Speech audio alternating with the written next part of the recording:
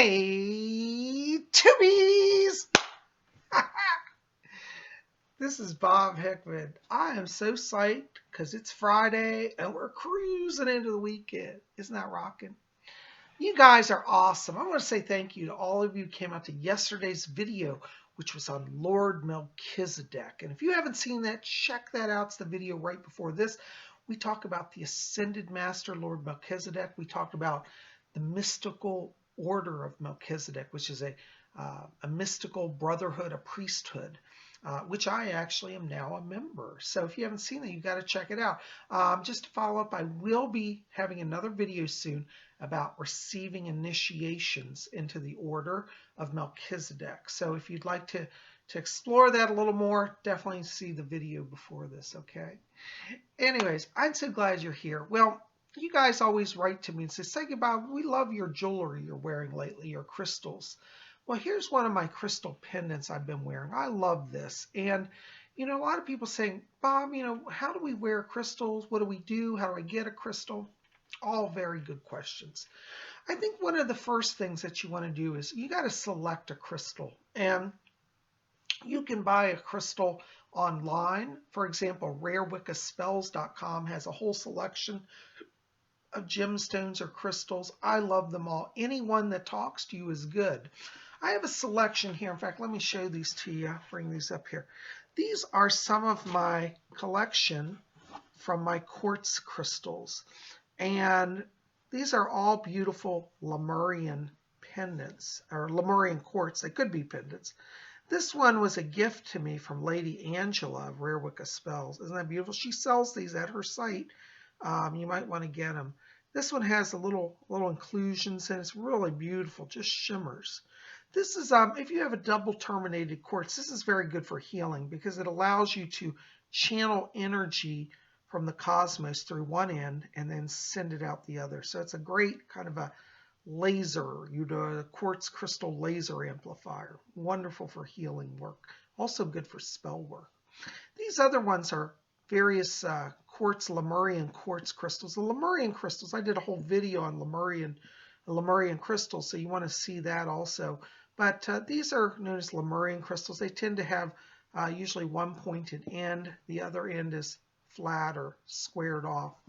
And these are wonderful, wonderful crystals. And when you are trying to choose a crystal, the thing is you want to trust your intuition. I believe, and it has been said, and I believe it, that crystals have their own personality.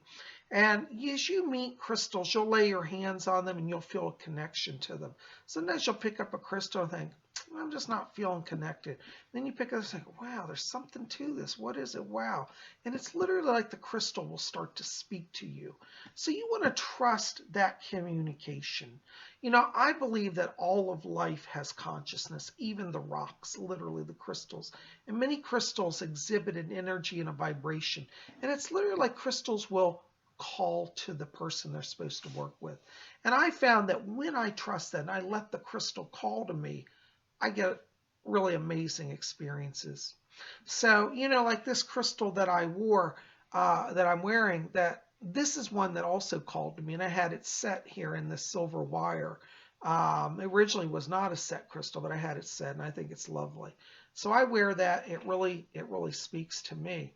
But when you get a crystal, once you find one that speaks to you, and for those of you who may not have a crystal shop, you can go online, like such as Rare Wicca Spells, and you can feel the vibration of the crystals through their pictures and sense, what works for you. So, you can buy them online and they'll still talk to you. But when you get your crystals, probably the best thing to do is, first of all, welcome them into your life. I literally say, thank you, crystals, for coming. If you're trying to choose a crystal, one of the things you might want to do is ask Lord Melchizedek. I'll put a picture of him up here.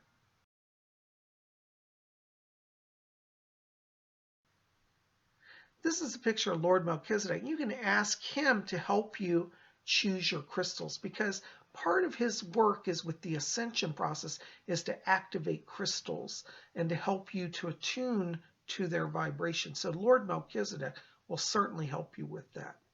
The next thing that we should do is give our crystals a cleansing bath.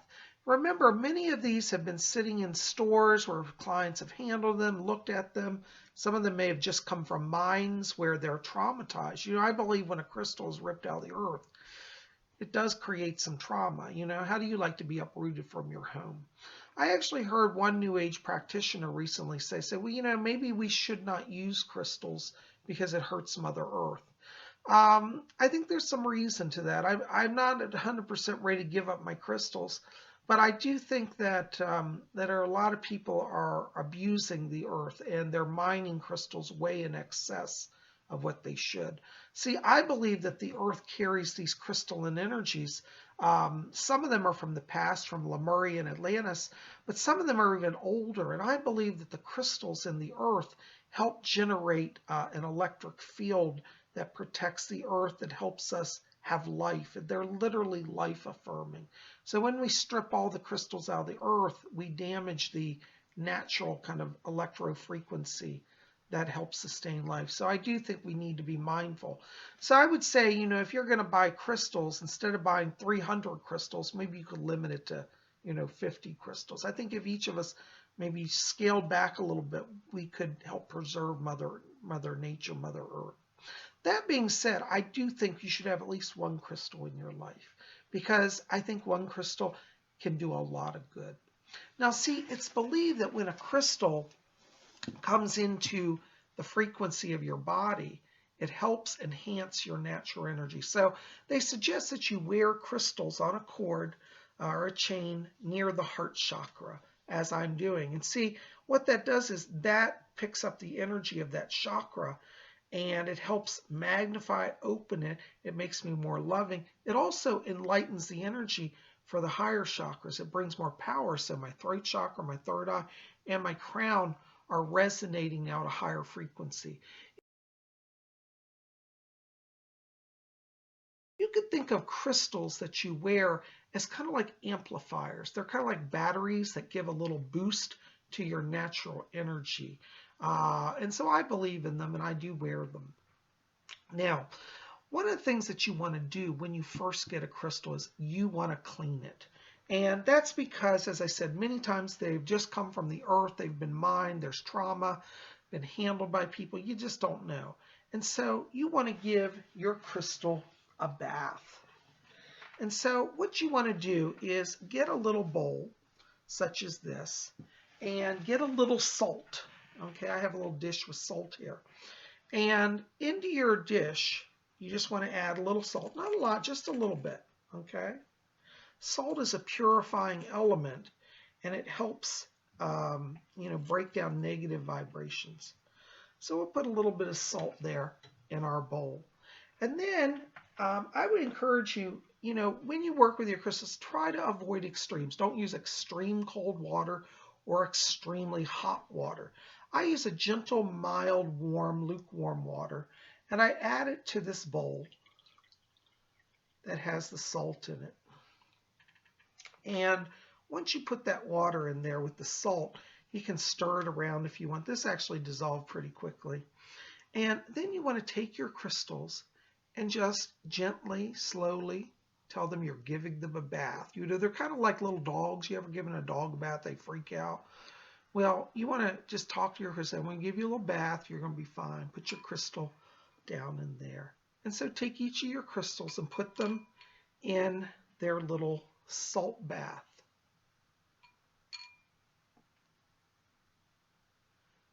There we go. Just set them gently in.